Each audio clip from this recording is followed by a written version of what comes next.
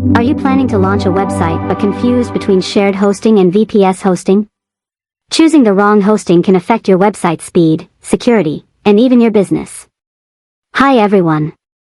Today, we're comparing shared hosting and VPS hosting, how they work, their pros and cons, and which one is the better choice based on your needs. Let's start with shared hosting.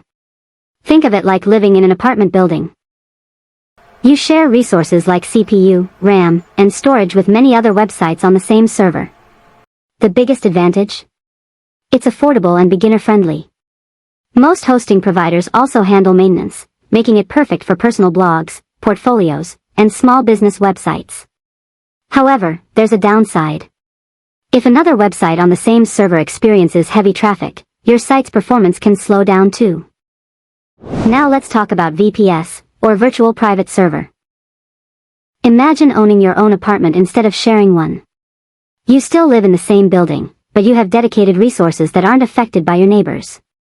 VPS offers better speed, improved security, and greater control. You can install custom software and handle much larger traffic. The trade-off? VPS costs more than shared hosting, and depending on the plan, you may need some technical knowledge to manage it. So, here's a quick comparison. Price: shared hosting is cheaper.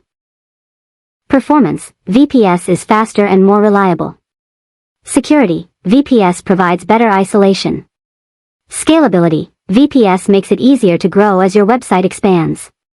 Best 4: shared hosting is ideal for beginners and small websites, while VPS is better for growing businesses, e-commerce stores, and high-traffic websites. So, which one should you choose? If you're just starting your website and have a limited budget, go with shared hosting. But if your website is growing, receives more visitors, or you need better performance and security, investing in VPS hosting is the smarter choice. If this video helped you, don't forget to like, subscribe, and hit the bell icon for more web hosting and website tips.